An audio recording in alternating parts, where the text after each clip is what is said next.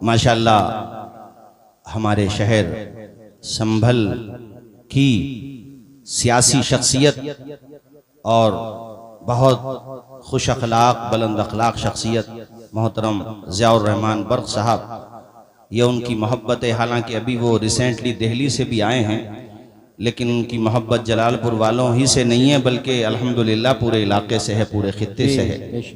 और मैं आपको बताऊं, अभी मैं गया भी था दिल्ली मिलने के लिए, तो बहुत फिक्रमंद थे अपने संभल के लिए, और अपने संभल के लिए काफ़ी कोशां भी रहते हैं। और मुझसे कह रहे थे कि हज़रत आप यकीन मानिए इंशाअल्लाह मैं संभल को एजुकेशन के फील्ड में भी, स्वास्थ्य के फील्ड में भी और रेलवे के फील्ड में भी इंशाअल्लाह बड़ा काम करके दिखाऊंगा। जोर से बोल दो जरा इंशाअल्लाह।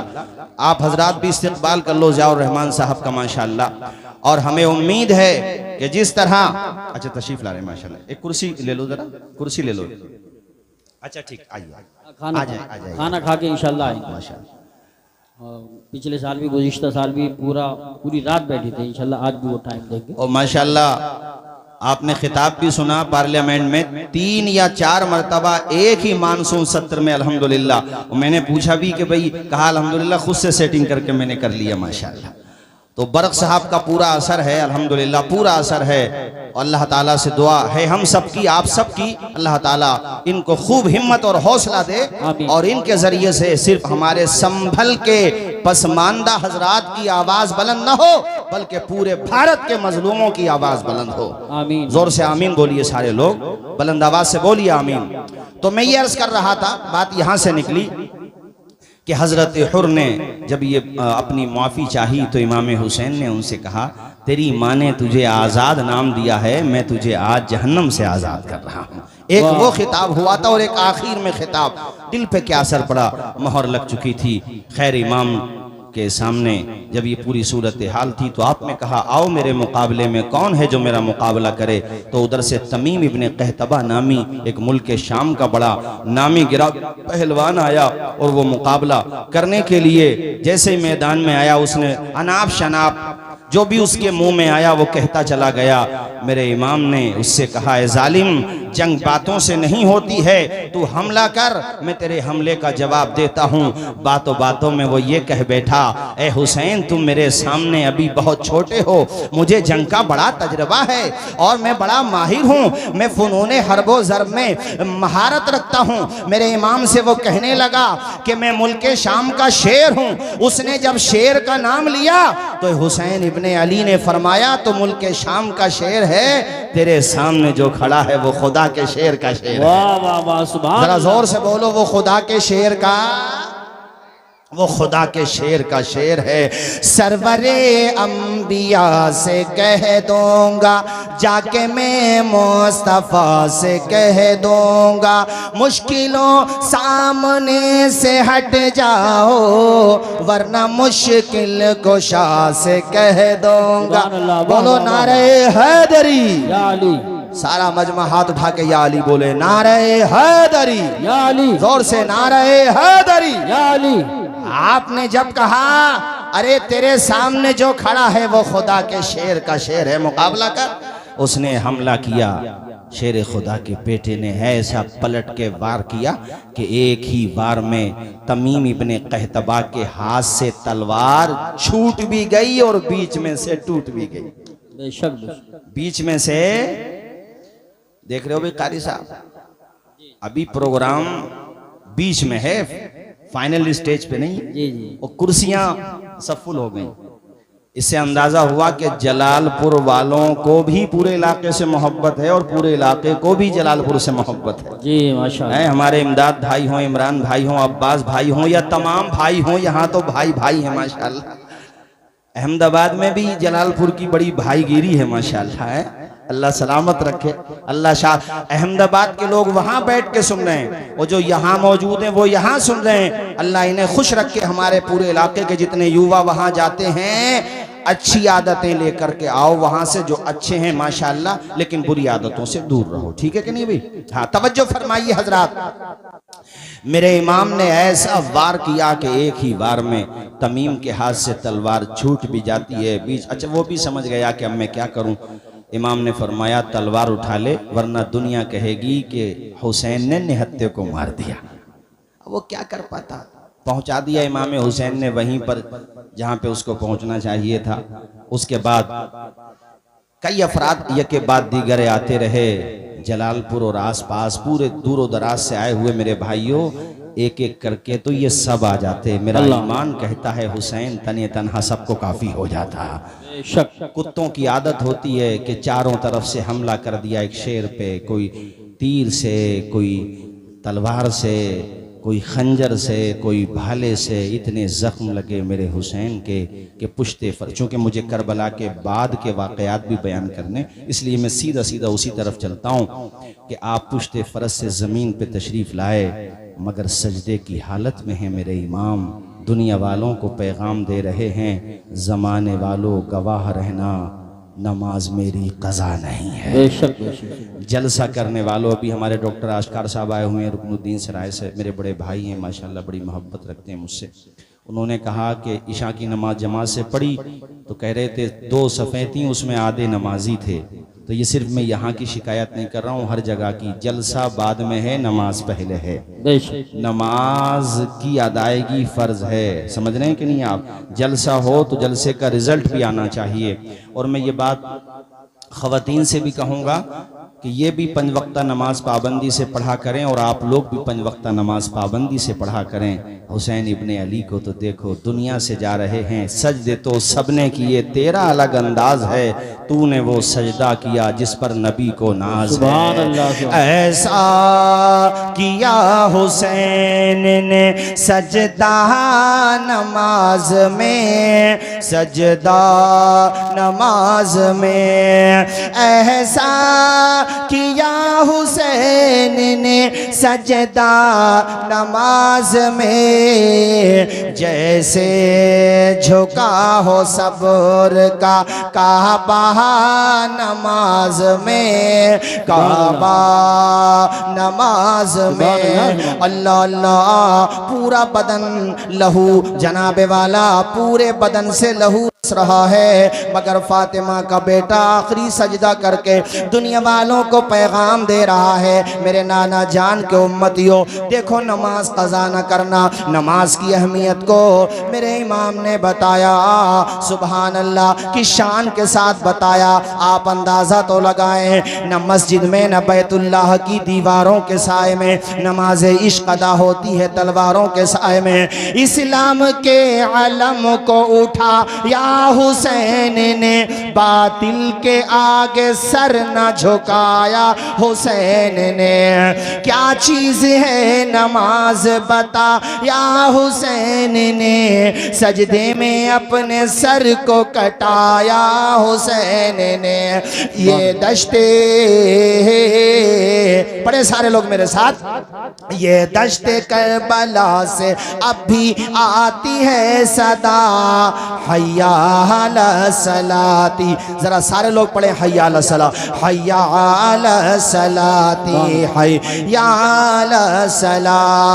दी हजरत बिलाल ने काबे से जब सदा, माशाल्लाह ये हमारे रावा बुजुर्ग से अल्लाह खुश रखे। वैसे जलसों का माहौल पूरे इलाके को रावा बुजुर्ग नहीं दिया है भाई, ये बात तो मानना पड़ेगी। रावा बुजुर्ग ये पंसुखा, अल्लाह शाद व आबाद रखे, सबको खुश रखे।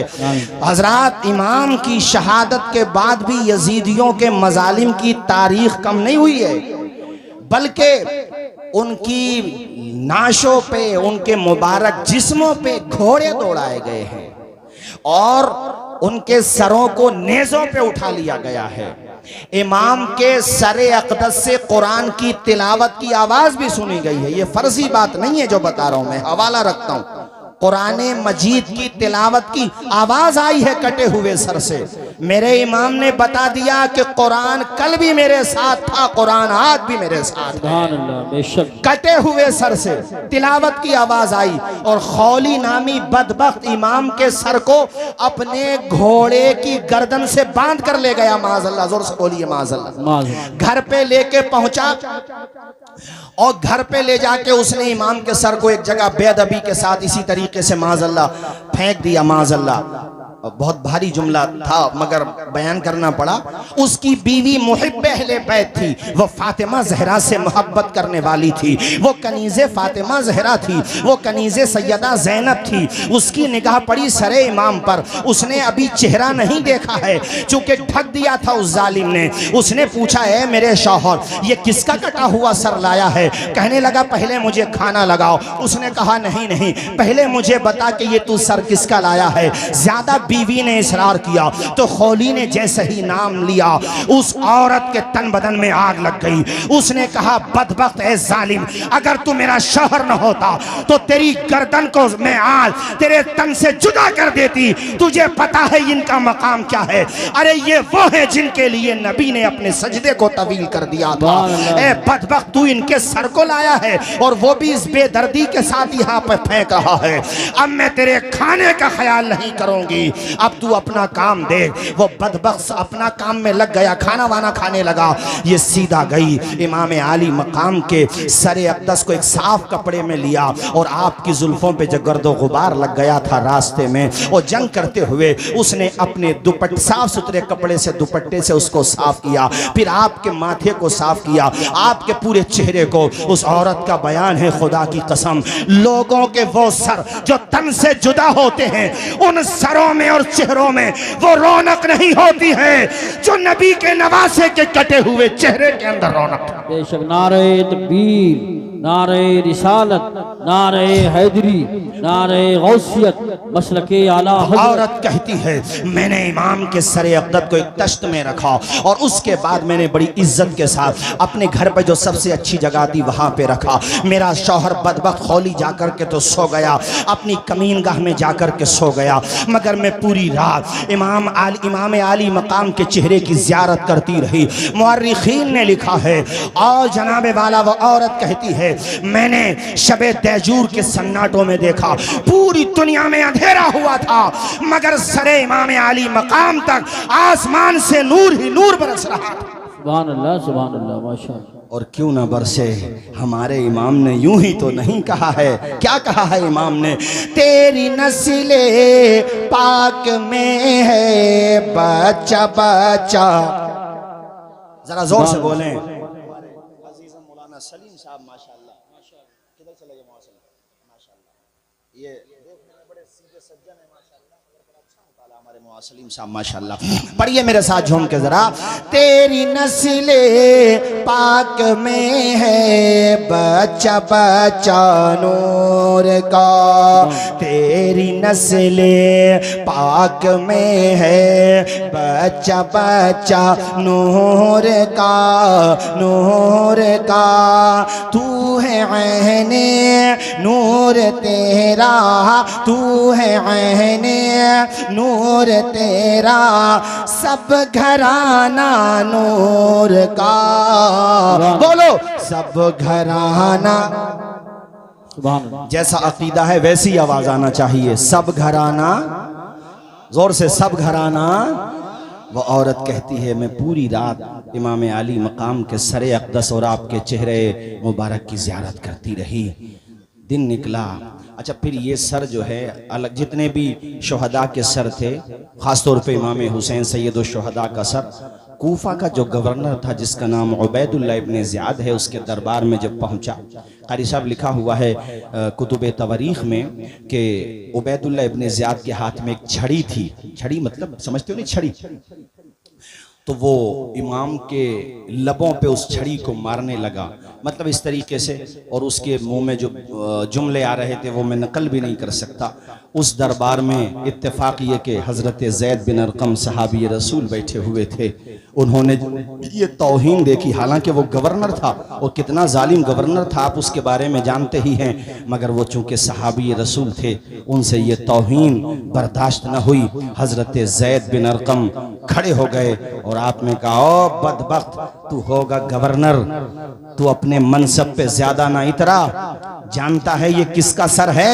ए बदबख्त, इन लबों पे तू छड़ी मार रहा है। मैंने अपने माथे की आंखों से देखा है कि मैं राज के दूल्हा इन लबों को चूमा करते थे। गवर्नर उसको ये लगा मेरी इंसल्ट हो गई, मेरी तौहीन हो गई। और अल्लाह वाले किसी जालिम हुक्मरान से नहीं डरते, किसी ताकतवर से नहीं डरते। वो साफ साफ ऐलान कर देते हैं कि आपके सर पे जो ये ताजे हशम रखा है, हम फकीरों ने इसे जेरे कदम रखा है। ज़ैद बिन अरकम डरे नहीं, आप घबराए नहीं। उसने कहा पकड़ो इन्हें। आप दरबार से निकलने लगे और उसने फिर कहा कि बूढ़े हो, ज़ईफ हो, उम्र ज्यादा है, इसलिए छोड़ रहा हूं, वरना गर्दन तुम्हारी भी मार देता। ज़ैद बिन अरकम ने कहा मारने की धमकी क्या देता है? अरे तू नवासे रसूल का कातिल है, तो हमें कत्ल करने में तुझे क्या जाएगा? कत्ल कर दे, मगर जबान से निकलेगा तो हक निकलेगा। नबी का सहाबियों गलत बात नहीं करूंगा। जरा जोर से बोलो सुभान अल्लाह। क्या बेहतरीन जवाब दिया हजरत ज़ैद बिन अरकम ने। मर्द हक बातिल के आगे माथ खा सकते नहीं, सर कटा सकते हैं लेकिन सर झुका सकते नहीं। सुभान अल्लाह, सुभान अल्लाह। हजरत ज़ैद बिन अरकम दरबार से बाहर आ गए। खैर ये इमाम आली मकाम के सर को इन लोगों ने कहा कि नेज़ों पे बुलंद करो, पूरे कूफा में घुमाओ। घुमाया गया। जामा मस्जिद में ये तकरीर करने के लिए मिंबर पे गया उबैदुल्लाह इब्ने ज़ियाद, और जाकर के इमाम आली मकाम की शान में इसने ना ऐसे जुमले के नकल भी नहीं किए जा सकते, माज़अल्लाह, बस समझ लो कि बुराई करता रहा। वहां पे हजरत अब्दुल्ला बिन अफीफ अज़दी बैठे हुए थे। बहुत बड़े मुहिब्ब अहले बैत थे, अहले बैत अतहार से बेपनाह मोहब्बत करते थे। उनसे जब्त ना हो सका, आंखों से माजूर थे, नजर नहीं आता था। उन्होंने कहा कूफा के लोगों, खुतूत लिख के तुमने बुलाया और ये कुत्ता तुम्हारे मिंबर पर बैठ के बकवास कर रहा है, और तुम्हारी आंखों में रोशनी भी है, मगर दिल अंधे हो चुके हैं। तुम सब चाहो तो इसकी जान भी ले सकते हो, मगर बहरे हो गए हो, अंधे हो गए हो, हिम्मत नहीं तुम्हारे अंदर। मैं आंखों से माजूर हूं, मगर ये तौहीन हुसैन की बर्दाश्त नहीं कर सकता। खड़े हुए और कहा तू झूठा, तेरा बाप झूठा, हुसैन सच्चा, हुसैन का बाप सच्चा। सुभान अल्लाह। नारे तकबीर, नारे रिसालत, नारे हैदरी, नारे गौसियत, मसलके आला हजरत फैजान शोहदाए करबला मौलाना तौसीफ रज़ा साहिब क़िबला। गवर्नर का मतलब उस जमाने का चीफ मिनिस्टर, बल्कि प्राइम मिनिस्टर समझ लो पूरे कूफा का, जिसके हाथ में पूरा लॉ एंड ऑर्डर होता था, सब कुछ होता था। अरे उसने कहा सारे नमाजियों के सामने एक अंधा आदमी, उसने अपनी भाषा में कहा एक नाबीना आदमी मेरे बारे में ऐसा बोलेगा, कहा पकड़ो इसे। उसके फौजी जैसे ही हजरत अब्दुल्ला बिन अफीफ अज़दी को पकड़ने के लिए दौड़े, तो उनके जो कबीले के लोग थे वो भी सामने से आ गए। वो समझ गया कि अब यहाँ पे जंग आराई हो जाएगी, महाज खुल जाएगा, बात लंबी पड़ जाएगी। उसने अपने फौजियों को इशारा किया कि रहने दो। उस वक्त मामला ठंडा हुआ, मगर सब अपने अपने घरों पे चले गए। फिर किसी और दिन या फिर उसी रात में किसी और दिन जब उसको मौका मिला, हजरत अब्दुल्ला बिन अफीफ अज़दी जो माजूर थे, नाबीना थे, ओ लोगो किसी नाबीना को नाबीना समझ के हकीर न समझना। हकीकत में तो नाबीना वो है कि आंखों में नूर हो और मुस्तफ़ा की अजमत को ना देखता हो। हकीकत में बहरा वो है कि उसकी कानों में समात की ताकत है, मगर वो कुरान की तिलावत न सुनता हो। वो इंसान जिसकी आंखें अगरचे नाबीना हैं, मगर दिल मुस्तफ़ा की मोहब्बत में चूर है, हुसैन की मोहब्बत में चूर है, अहले बैत की मोहब्बत में चूर है, वो सहाबा की मोहब्बत भी रखता है साथ में। ओ भाइयों, तो वो नाबीना होकर के भी अल्लाह रसूल को प्यारा होता है। अफीफ हजरत अब्दुल्ला बिन अफीफ अज़दी को इसके लोग गिरफ्तार करके ले गए और इसने कहा कत्ल कर दो। हजरत अब्दुल्ला बिन अफीफ अज़दी को भी कत्ल कर दिया जाता है। और साथियों, जुल्म रुकता नहीं है इन लोगों का। ये बातें बहुत हैं, बस तेजी से सुनते चलिए। ये सब यानी सरों को, और फिर काफिले वालों में कौन कौन है? हजरत ज़ैनब हैं, हजरत फातिमा बिनते हुसैन हैं। फातिमा इमाम हुसैन की बेटी का नाम भी फातिमा है, बड़ी बेटी का नाम फातिमा है। और मैं आपकी मालूमात के लिए बताऊं कि हजरत इमाम हुसैन की छोटी बेटी का नाम सुकैना है, जिसको हम और आप आसानी के लिए, तलफ़ुज़ में आसानी के लिए सकीना बोल देते हैं। वो छोटी बेटी हैं।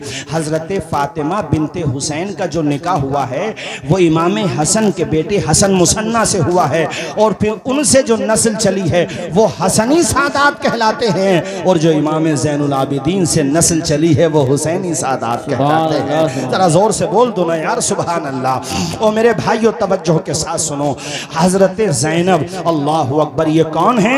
ये हजरत इमाम अली मकाम की बहन है। अल्लाह अकबर। उस रोज कारी साहब और हम साथ साथ थे अभी बड़े हसनपुर के पास, मैंने वहां पर भी ये कहा था कि दास्ताने करबला रिश्तों की अहमियत बताता है। भाई भाई में कैसी मोहब्बत होना चाहिए। अब्बास अलंबरदार से पूछो, अबू बकर बिन अली से पूछो, हजरत उस्मान बिन अली से पूछो, ये बाप शरीक भाई हैं, माँ शरीक और बाप शरीक भाई। हजरत इमाम हसन थे जो शहादत सिर्री के दर्जे पे फाइज हो चुके थे। ये जो करबला में 7 या 8 भाई शहीद हुए हैं, ये सब बाप शरीक भाई हैं, यानी माएँ दूसरी हैं, बाप हजरत मौला अली शेर खुदा हैं। सौतेले भाइयों में मोहब्बत कम होती है, मगर यहाँ आलम यह है, मोहब्बत का आलम यह है कि सारे के सारे भाई इमाम हुसैन के नाम पे अपनी जानों का नजराना पेश करने आ गए हैं। उनकी माओ ने तरबियत दी है उन्हें कि हुसैन तुम्हारे भाई बाद में हैं, तुम्हारे सरदार पहले हैं, तुम्हारे आका पहले हैं। भाई भाई के रिश्ते को कैसे निभाया जाता है, करबला की दास्तान पढ़ो। शौहर और बीवी के रिश्ते को कैसे निभाया जाता है, करबला की दास्तान पढ़ो। सुभान अल्लाह, सुभान अल्लाह। तेजी के साथ कारी साहब, शहर बानो यज़्दगर्द की बेटी हैं, बादशाह की बेटी हैं, और हजरत उमर फारूक आजम के दौर में वो आई थी। और उस वक़्त हजरत उमर फारूक आजम ने कहा था ये शहजादी है, तो उन्होंने कहा भी इसका शहजादे ही से होगा। कितने नादान हैं वो लोग जो मोहब्बत अहले बैत का झूठा दावा करें और हजरत उमर के बारे में बकवास करें, हजरत अबू बकर उस्मान के बारे में बकवास करें। उन्हें तो इतनी मोहब्बत है कि हजरत शहर बानों के लिए रिश्तों की लाइन लगी हुई है, मगर हजरत उमर ने कहा नहीं नहीं ये शहजादी है, तो उन्होंने कहा इसका शहजादे ही से होगा। सबने कहा हुजूर किससे होगा, कि आपके बेटे से होगा? कहा नहीं, अली के बेटे हुसैन से होगा। जरा जोर से बोलो ना यार सुभान अल्लाह, और मचल के बोलो जोर से सुभान अल्लाह। वो शहर बानो बादशाह की बेटी, और देखो मैदान करबला में वफा की कैसी तारीख रकम कर रही हैं। अल्लाह अकबर। बहन का रिश्ता भाई से कैसा होता है, ज़ैनब से पूछो, और भाई का रिश्ता बहन से कैसा होता है, हुसैन इब्ने अली से पूछो। अल्लाह अकबर। दरबार में जब यजीद के, ये मैं बहुत तेज़ी से दिमश्क और फिर उसके बाद चूँकि मदीना शरीफ वापसी, और फिर बाद में इन यजीदियों का अंजाम क्या हुआ, कैसे चुन चुन के मारे गए, और आज तक यजीद ये सर न उठा सकी। आज कोई यजीद से मोहब्बत करने वाला भी हो तो वो अपनी निजी महफिलों में यजीद का दिफा कर सकता है, उसके अंदर ये हिम्मत नहीं कि खुल के मैदान में आ जाए। और कोई खुल के मैदान में आ भी जाएगा तो जलील होके जाएगा, वो रुस्वा होके जाएगा। जब यजीद के बेटे मुआविया ने अपने बाप की खिलाफत को ठोकर मार दी तो औरों का हाल क्या होगा। ऐ लोगों तवज्जो फरमाइए, यजीद के बेटे का नाम भी मुआविया था। तवज्जो फरमाइए हजरात, मैं ये अर्ज कर रहा था आप लोगों से कि दरबार में जब पहुंचे यजीद के दरबार में, तो वहां पर सैयदा ज़ैनब ने जो खिताब किया है, आपने फरमाया था ए यजीद, मेरे भाई को कत्ल करने के बाद ये ना समझना कि मेरे भाई हुसैन का जिक्र ख़त्म हो जाएगा, मेरे ख़ानदान का जिक्र ख़त्म हो जाएगा। याद रखना तेरा नाम चंद दिनों तक बाकी रहेगा, मेरे भाई का नाम क़यामत तक बाकी रहेगा। वो जन्नती जवानों के सरदार हैं, लिहाजा चर्चा उनका जहां फर्श पर रहेगा वहां अर्श पर भी रहेगा, जन्नत में भी रहेगा। ऐ जालिम कान के पर्दे खोल के सुन, ऐसा खिताब किया था हजरत ज़ैनब ने पर्दे की ओर से कि नाना के नवासे ने मुसल्ला नहीं छोड़ा, सर तन से जुदा हो गया, सजदा नहीं छोड़ा, दरबार में बोली भी तो लहजे में अली के, ज़ैनब ने किसी हाल में पर्दा नहीं। सुभान अल्लाह, सुभान अल्लाह, माशाअल्लाह। ऐसा नायाब खिताब किया था हजरत सैयदा ज़ैनब ने। हजरत नौमान इब्ने बशीर, ये जो कूफा के गवर्नर थे पहले, जिनको माजूल कर दिया था यजीद ने, जिनकी जगह उबैदुल्लाह इब्ने ज़ियाद को बिठाया था, नौमान इब्ने बशीर को बुलाया गया। फिर नौमान इब्ने बशीर के साथ इस खानवादे को मदीना शरीफ भेजा गया, और मदीना शरीफ जब ये खानवादा पहुंचा है, अल्लाह अकबर कबीरा, उस मंजर को ना पढ़ा जा सकता है कमा हक़्क़हू, ना सुना और सुनाया जा सकता है। बस इतना समझ लीजिए कि क़यामत सुग़रा एक वो थी जो करबला में बपा हुई। करबला के बाद भी जो पूरे रास्ते में, और अब जब मदीना शरीफ ये काफ़िला पहुंचा है, अहले मदीना सरहद पे आ गए थे मदीना शरीफ की, और सबकी निगाहें तलाश करती थी नवासे रसूल को। अल्लाह अकबर। कोई आंख ऐसी न थी जिसमें आंसू न हो, कोई दिल ऐसा न था जिसमें आंसुओं का पैमाना न छलक रहा हो। अल्लाह अकबर। हज़रत इमाम ज़ैनुल आबिदीन जो इमाम हुसैन के साहबजादे हैं, जिनसे नस्ल हुसैनी चली है, आप जैसे ही मदीना शरीफ पहुंचे हैं तो पहले सीधे अपने घर नहीं गए, बल्कि प्यारे नबी की तुरबत अथर पे गए हैं, आपकी कब्र अथर पे गए हैं, रोज़े पाक पे गए हैं। और जाते ही जैसे ही प्यारे नबी की कब्र पे आपकी निगाह पड़ती है, बेसाख्ता आपकी आंखों से आंसू निकलने लगते हैं, दिल के पैमाने आंखों से छलकने लगते हैं, सब्र का बांध टूट जाता है। कहते हैं नाना जान अपने नवासे का सलाम कबूल कर लीजिए। उसके बाद ऐसी ढारस बंदी है कि मदीने वालों की हिचकियां बन गई थी। अल्लाह अकबर कबीरा। ये वो इमाम ज़ैनुल आबिदीन हैं जो आम तौर पे आम दिनों में भी रोज़े से रहा करते थे। हमारे मुसलमानों से तो रमज़ान के रोज़े नहीं रखे जाते। ये वो हैं कि जो आम दिनों में भी रोज़ा रखा करते थे, और जब वक्त अफ्तार कभी मशकीज़े का ठंडा पानी सामने आ जाता तो आंखों से पानी निकलने लगता था। लोग कहते थे इमाम आप पानी को देख के क्यों रोते हैं? कहते थे मुझे करबला की याद आती है। अल्लाह अकबर। ये वो इमाम ज़ैनुल आबिदीन हैं कि जब इनका इंतकाल हो गया था, नहलाने वाले ने इनको लहलाया। अल्लामा ज़हबी ने सियर व आलाम नुबला के अंदर ये बात लिखी है कि गस्साल ने जब इनको गुस्ल दिया तो जब इनकी कमीज उतारी उसने, तो उसने देखा कि आपकी पुश्त पे, आपकी पीठ पे वजन उठाने के निशानात हैं। वो उसने ये बात आकर दफन के बाद मदीने शरीफ में अलग अलग जगहों पे कह दी। पूरे मदीने में ये चर्चा हो गई कि इमाम हुसैन के साहबजादे ज़ैनुल आबिदीन को किसी ने बोझ उठाते हुए भी नहीं देखा, तो फिर वो पीठ पर निशानात कैसे पड़ गए, आपकी पुश्त अथर पे निशानात कैसे पड़ गए? चर्चा ज़्यादा हुई तो आपके खादिम खास ने कहा मदीने वालों, मुझसे मेरे इमाम ने मना किया था, राज था, मगर तुम न जाने क्या क्या समझने लगो, इसलिए अब बताना भी ज़रूरी है। ए मदीने वालों, जानते हो हुसैन इब्ने अली के शहजादे हज़रत इमाम ज़ैनुल आबिदीन सैयद सज्जाद, हमारे आला हज़रत इनके वसीले से दुआ मांगते हुए कहते हैं सैयद सज्जाद के सदक़े में साजिद रख हमें, इल्म हक़ दे बाक़रे इल्म हुदा के वास्ते, जो सजदा करने वालों का सरदार है वो ज़ैनुल आबिदीन। अल्लाह अकबर। जिसने नस्ल हुसैनी चली है जिससे, वो इमाम ज़ैनुल आबिदीन जो सब्र की चट्टान बन के जिंदा रहा। चट्टान तो फिर भी चट्टान होती है, ये वो है कि चट्टान से भी ज्यादा मजबूत रहा। वो इमाम ज़ैनुल आबिदीन जो तहज्जुद गुजार, वो इमाम ज़ैनुल आबिदीन जो नवाफिल अदा करने वाला, गरीबों में सदका खैरात करने वाला। कहा मदीने वालों, तुम ये जानना चाहते हो कि ज़ैनुल आबिदीन की पेशानी पे निशानात कैसे पड़े? ए मदीने वालों, जब तुम बाद नमाज इशा अपनी अपनी ख्वाबगाहों में जाके आराम फरमा हो जाते थे, सो जाते थे, तो उस वक़्त फातिमा का पोता, शेर खुदा का पोता, इमाम हुसैन का शहजादा हज़रत इमाम ज़ैनुल आबिदीन मस्जिद से बाहर आते। आप पूरी रात इबादत करते थे, कुछ आराम कर लेते होंगे, बस बाकी पूरी रात इबादत में गुजरती थी। कहते हैं उसके बाद वो राशन किट तैयार करते थे। राशन किट समझते हो? खाने का पैकेट, यानी गल्ला, जौ का आटा, कनस्तर तेल का, ये सब तैयार करते। और जब तैयार करके इकट्ठा हो जाते, मैं कहता हुजूर मेरी पुश्त पे रख दें। इमाम ज़ैनुल आबिदीन कहते क़यामत के दिन हर बंदा अपना बोझ खुद ही उठाएगा।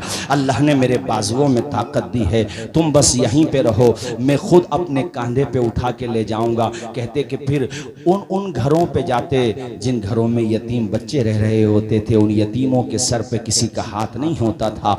ऐसी बेवा औरतें होती थीं जिन बेवाओं के सर से उनके शौहरों का साया उठ चुका होता था, उनके दरवाजे पे रख के आते, फिर आते और फिर वो लकड़ियों के यानी लकड़ियों को एक जगह कर लेते थे, उन लकड़ियों के बोझ को अपने कांधे पे, ईंधन के बोझ को ले जाते। अल्लाह अकबर। मदीने के वो लोग सुबह को जब नमाज फजर के लिए उठते, उनकी आंखें मसरत से नम हो जाती, दुआएं निकलती, या अल्लाह इस बंदे को तू आबाद रख जो बंदा हमें बताता भी नहीं है और हमारी जरूरत पूरी करके चला जाता है। इस खूबसूरती से आप मदद करते थे। कहा मदीने वालों, वो जो पीठ पे पुष्ट पे निशानात थे वो उसी इमदाद के निशानात थे जो रात के अंधेरे में इमाम किया करता था। ऐ मेरे दीनी भाइयों, ये तरीका अपनाओ हुसैनियत का, इस तरीके से लोगों की मदद किया करो। कारी साहब, मुझे आपके पढ़े हुए अशार याद आ रहे हैं। हुस्न अखलाक की अनमोल निशानी दे दो, गम के ठहरे हुए दरिया को रवानी दे दो। तुम हुसैनी हो तो एहसान के मशकीजे से कोई दुश्मन भी अगर मांगे तो पानी दे दो। रूह की प्यास को अखलाक का प्याला दे दो, अपनी किस्मत के अंधेरों को उजाला दे दो। अपने रूठे हुए मौला को मनाना हो अगर, अपने हिस्से का पड़ोसी को निवाला दे दो। ऐ लोगों, ये तरीका अपनाओ। अल्लाह अकबर। पूछा कि इमाम ज़ैनुल आबिदीन कितने लोगों की मदद करते थे मदीने शरीफ में? कहा मेरी मालूमात के मुताबिक 100 परिवार यानी 100 परिवार ऐसे थे। परिवार की बात कर रहा हूँ, अफराद कितने बैठेंगे? हर परिवार में अगर आप 5 अफराद भी जोड़ लें औसतन तो 500 अफराद बैठते हैं। फरमाया मेरी मालूमात के मुताबिक सिर्फ मदीने शरीफ में 100 परिवार ऐसे थे जिनके घर का चूल्हा जल रहा था तो इमाम ज़ैनुल आबिदीन की मदद से जल रहा था। जरा हाथ उठा के बोल दो यार एक मर्तबा या हुसैन। जोर, पूरा मजमा बोले जोर से या हुसैन। ये इमाम ज़ैनुल आबिदीन, अल्लाह अकबर कबीरा। और साथियों सुनो, अभी यजीद का जुल्म जो है रुका नहीं है। इसने चूंकि जब ये वाकया हो गया था तो मदीने शरीफ में जिन लोगों ने बैयत कर ली थी उनमें इतना गम व गुस्सा भर गया कि एक शख्स ने, देखो मेरी तरफ देखो, एक शख्स ने अपने पाँव की जूती पाँव से निकाली, हाथ से नहीं, इस तरीके से, और जूती बहुत दूर जाके गिरी। कहा हम यजीद की बैयत को ऐसे निकाल के फेंकते हैं जैसे अपने पाँव की जूती निकाल के फेंक दी। और पूरे मदीने में बगावत हो गई यजीद के खिलाफ, सबने बैयत तोड़ दी। इसने नवासे रसूल को शहीद कर दिया पूरे मदीने में। तो अब यजीद ने मुस्लिम इब्ने उक़बा नामी एक कमांडर एंड चीफ को अपने साथ, यानी इसने ऑर्डर दिया और कहा कि तुम जाओ और मदीने पे जाके चढ़ाई कर दो। तो उस मुस्लिम इब्ने उक़बा बदबख्त ने 7000 या फिर 4000 फौज के साथ मदीने शरीफ पे जाके हमला कर दिया।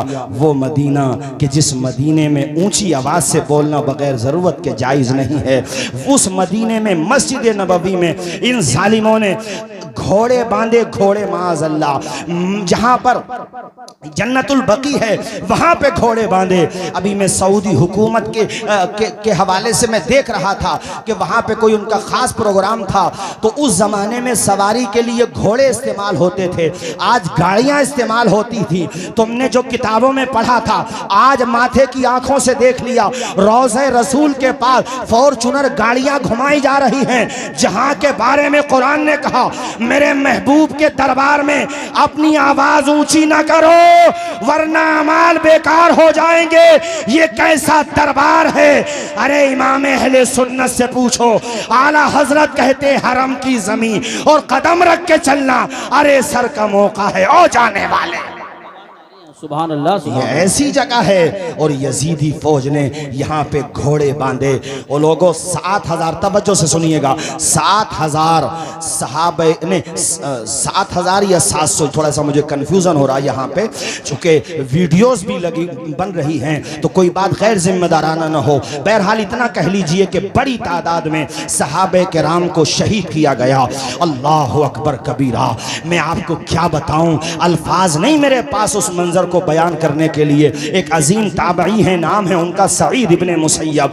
वो वहीं पे ऐसे ही पागलपन का, वो पागल नहीं थे मगर वो यजीदी फौज को वो ये चाहते थे कि मस्जिद नबवी में आज़ान तो होती रहे। इन जालिमों ने घोड़े बांध दिए हैं, आज़ान भी बंद हो गई है, 3 दिन हो गए हैं, मस्जिद नबवी में जमात से नमाज नहीं हुई है, तो ऐसा ना हो कि नमाज ही ना हो। इसलिए वो पागल बन के वहाँ पे यानी दिखावे के लिए उनको भी यजीदियों ने गिरफ्तार कर लिया। मगर जब उन्होंने इस तरह की हरकतें की तो कह रही तो पागल है, इसको छोड़ दो। अब यहाँ तो मैं मिशकात शरीफ की एक हदीस शरीफ सुनाता हूँ, जिसे हवाला न मिले वो मुझसे आकर के पूछ ले।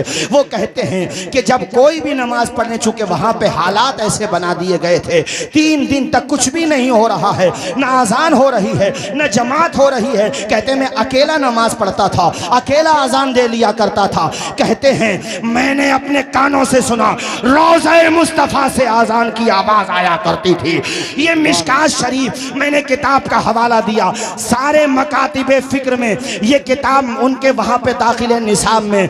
ओ यार इसीलिए तो बरेली का ताजदार कहता है तू जिंदा है वल्ला, तू जिंदा है वल्ला, मेरे चश्मे आलम से छिप जाने। सुभान अल्लाह। नारे तकबीर, नारे रिसालत, नारे हैदरी, नारे गौसियत, मसलके आला हजरत उलमाए अहले सुन्नत मौलाना तौसीफ रजा साहिब क़िबला। कारी साहब तवज्जो के साथ सुनिए। अच्छा माशाल्लाह, हमारे मैंने ध्यान नहीं दिया माशाल्लाह, और उनकी मोहब्बत देखिए आप। मैं इनसे मिलने गया दिल्ली में, तो मेरे साथ कुछ मेहमान भी थे, अहबाब भी थे।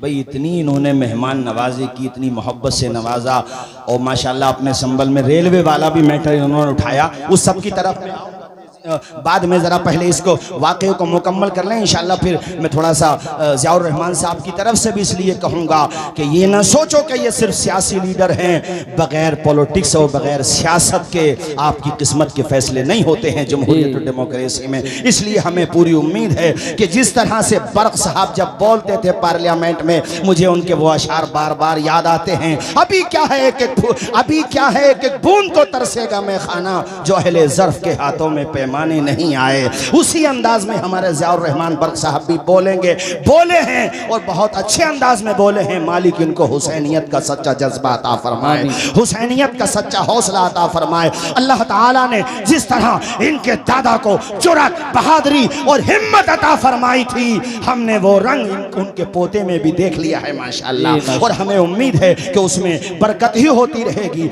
हौसला आता ही रहेगा। जालिम की उम्र बहुत कम होती है, जालिम वहाँ का हो या कहीं का भी हो, बस समझते रहिए मेरी बात को। सुनो, उक़बा इब्ने मुस्लिम ने एक बूढ़ी के नौजवान लड़के को पकड़ लिया, यानी ज़ईफ़ा औरत थी वो, नौजवान लड़के को पकड़ लिया। अब माँ होती है, देखो मेरी तरफ देखो, वो अपना आंचल फैला के मुस्लिम इब्ने उक़बा जो यजीद ने भेजा है मदीने पे हमला करने के लिए, ऐसे दामन फैला के कहती है, ए मुस्लिम इब्ने उक़बा मेरे बच्चे को माफ़ कर दे, मेरे बुढ़ापे का सहारा है, ज़िंदगी भर की कमाई है, पूरे घर का खर्चा इससे चलता है। ए जालिम तो इसे छोड़ दे, जो चाहे मुझे सजा दे दे, मेरे बच्चे का क्या कसूर है।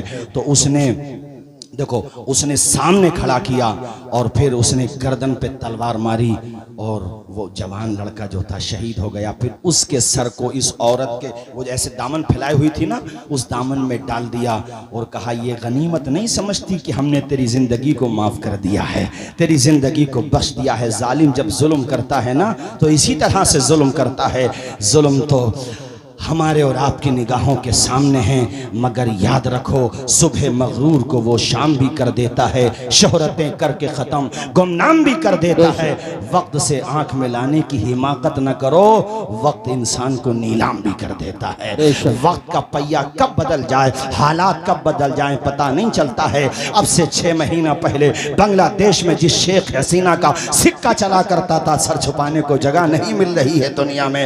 ये कादिर मुतलक है, पूरी दुनिया का मालिक वो है, संसार की रचना करने वाला रचयिता वो है। वो सिर्फ इंसान को मोहलत देता है। असल में पावर अगर किसी के पास है तो वो रब्बुल आलमीन के पास है, उसके अलावा कोई मालिक हकीकी नहीं है, वो सिर्फ मोहलत देता है। ऐ लोगो, उस औरत के दिल से जो हाय निकली, उसने कहा, मुस्लिम इब्ने उक़बा मेरी हाय लगेगी, तू इस मिशन में नाकाम होगा। और सुन, मैं तेरे सामने कसम खाती हूँ कि मेरे रब ने अगर मुझे ताकत दी तो मैं तेरी लाश को जलाऊंगी, तेरी लाश में आग लगाऊंगी। एक दुखी माँ की निकले हुए ये जुमले थे। उसने कहा अरेस्ट करो। फौजियों ने कहा अरे यार ये तो देख वो औरत है, उसका बच्चा तूने कत्ल कर दिया, इग्नोर कर, जाने दे इस औरत को। वो औरत डरी नहीं। ये औरत भी जब बहादुरी पे आ जाए ना तो मेरे साथियों फिर कहानियां पढ़ो तुम सहाबियात की, दास्तानें पढ़ो सहाबियात की। ये औरत जब बहादुरी दिखाती है तो ऐसी बहादुर माओ की कोख से सलाहुद्दीन अय्यूबी जन्म लेते हैं। ऐसी बहादुर माओ की कोख से अल्लामा किफायत अली काफी, अल्लामा फजल हक खैराबादी जन्म लेते हैं।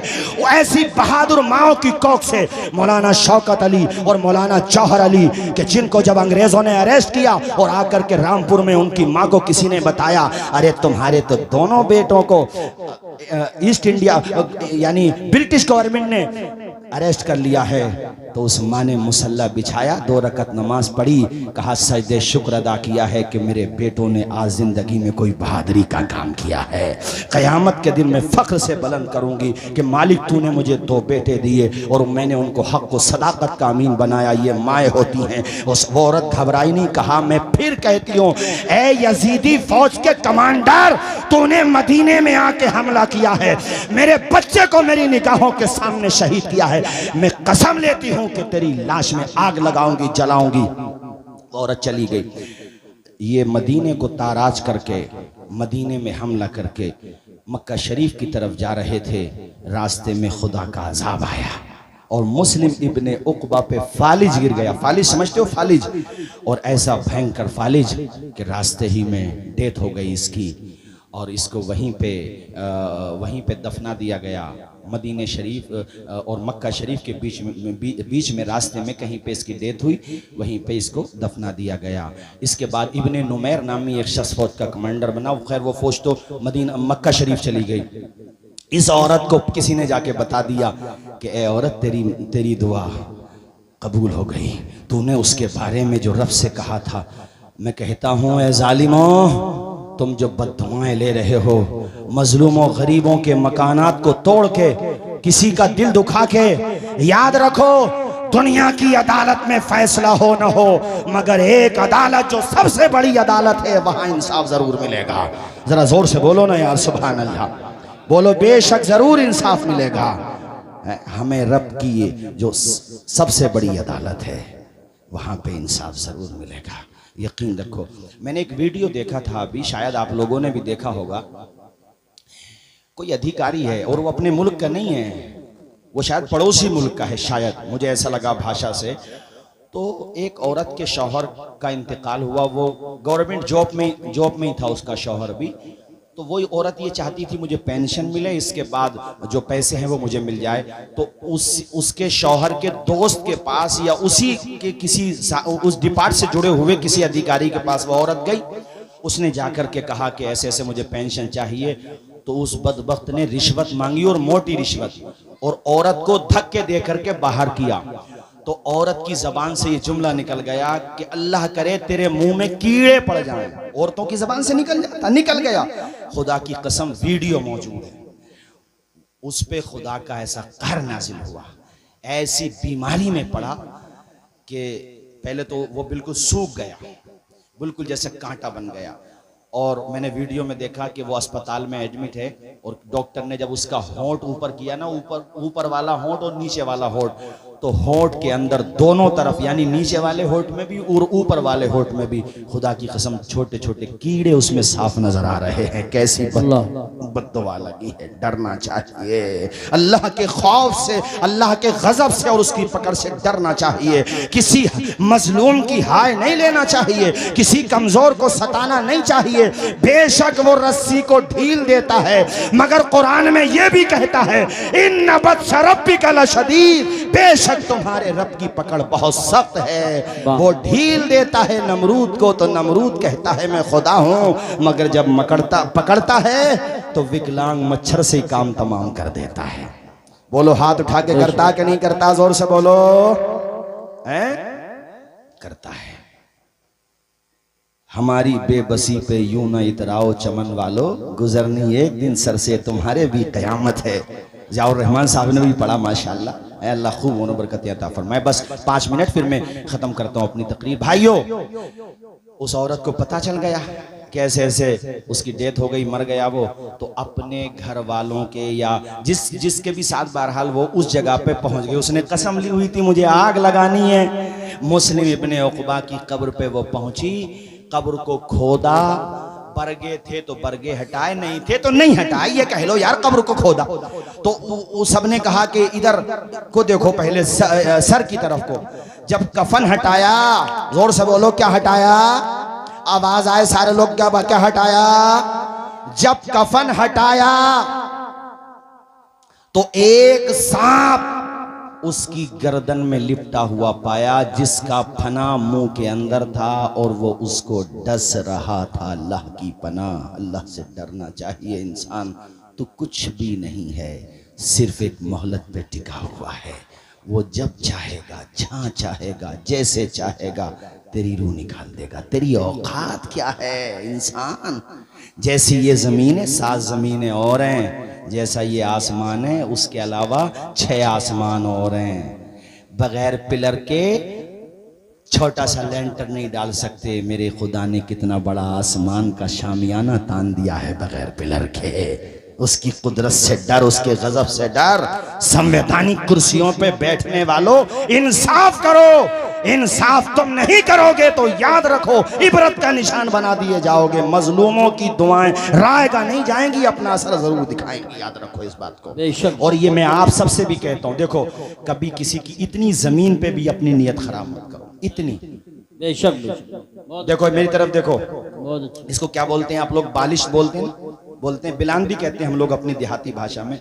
हुजूर फरमाते हैं कोई किसी की एक बालिश्त जमीन पे नाहक कब्जा कर ले। कितनी बताई मैंने? सारे लोग बोलो जरा। एक बालिश्त जमीन पर नाहक कब्जा कर ले, अल्लाह के पैगंबर फरमाते क़यामत के दिन उसकी गर्दन में 7 जमीनों को तोक बना के डाल दिया जाएगा। ये हदीसें दिमाग में बिठाओ, जरूरत नहीं पड़े कोर्ट कचहरी की।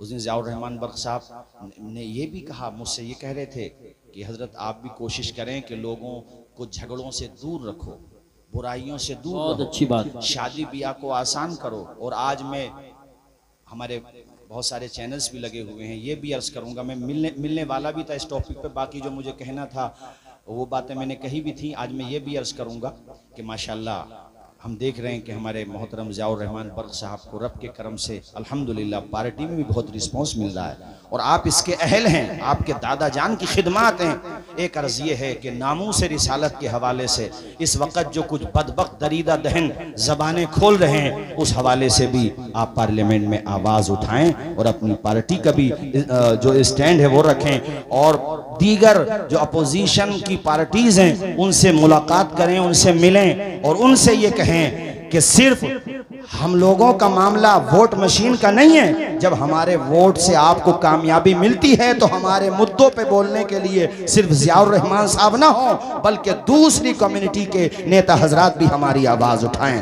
जोर से हाथ उठा के आप ज़रा इनकी हिम्मत भी बढ़ाएं, हौसला भी बढ़ाएं और आप इनसे कहें कि हमारा ये मुतालबा है कि हम नबी की शान में तौहीन करने वालों को बर्दाश्त नहीं कर सकते और उनके खिलाफ एक बिल पास किया जाए और पार्लियामेंट में ये आवाज़ उठाई जाए कि हमारे पैगंबर की शान में बार बार तौहीन करने वाले तौहीन कर रहे हैं। अच्छा, यहाँ पे मैं पब्लिक से भी एक बात कहूँगा। देखो हमसे भी बहुत लोग कह रहे थे संभल में, कभी रोड पे क्यों नहीं आते, एहतजाज क्यों नहीं करते? तो सुनो, जब तक हमें हमारे सांसद जी या हमारे शहर मुफ्ती या हमारे मरकज़ी मदरसे से या दीगर मदारिस से या हमारे शहर इमाम जब तक कोई गाइड न दें, महज जज्बात की रो में बाहर निकलना बेवकूफ़ी के अलावा कुछ नहीं है। ऐसा कोई काम करो जिससे पता चले कि आपको तो कुछ नहीं मिला, उल्टा आपका नुकसान हो गया।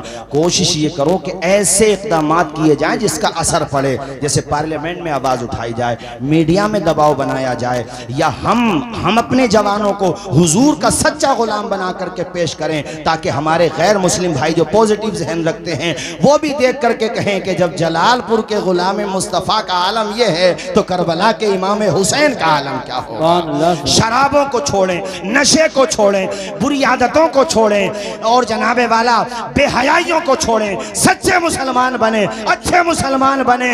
मौजूदा दौर के दिन रात बदल सकते हैं, मुल्क के फिक्र नजरियात बदल सकते हैं, तुम बदल जाओ तो हालात बदल सकते हैं। सुभान अल्लाह, सुभान अल्लाह। तो जो ये इशारा करें वो हमें करना, अपनी तरफ से कुछ नहीं करना। अभी देखो आपने देख लिया होगा शहजाद अली साहब के पूरे मकान को जो तकरीबन मेरे ख्याल से 10-12 करोड़ रुपए की लागत से, तो ऐसे हालात को सामने रखते हुए जो ये हमें गाइड करें, जिस तरीके से हमें ये कानूनी एतबार से हमें मशवरा दें, हमें उसी एतबार से चलना कि नहीं चलना।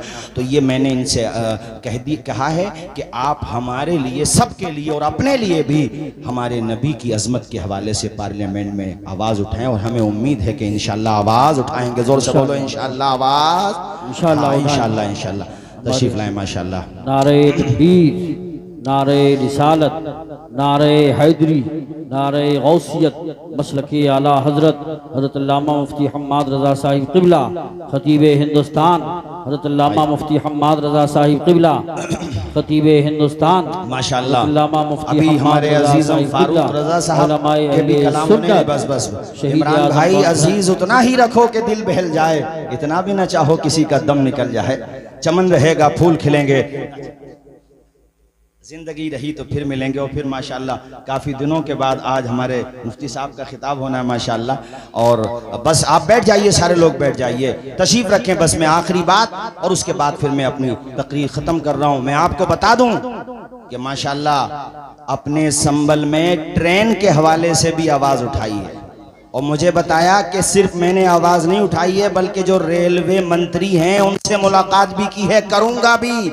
जब तक मेरे अंदर हिम्मत है, हौसला है, जान है, मैं कोशिश करता रहूँगा कि संबल में एजुकेशन के हवाले से भी, स्वास्थ्य के हवाले से भी, और ये रेल वाला काम अगर हो गया तो कम से कम हम जैसे लोगों को तो बड़ा आराम हो जाएगा।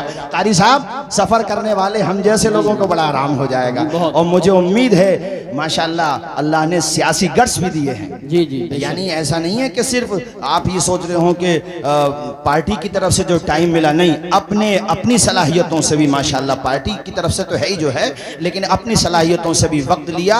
और अल्हम्दुलिल्लाह एक काम के लिए मैं और कह दूं आज, और ये मैं ज़ियाउर रहमान बर्क साहब से भी कह रहा हूँ, बाकी सियासी हजरात से भी कह रहा हूँ, वो ये है कि रोडवेज जो है सिर्फ मुरादाबाद के लिए है।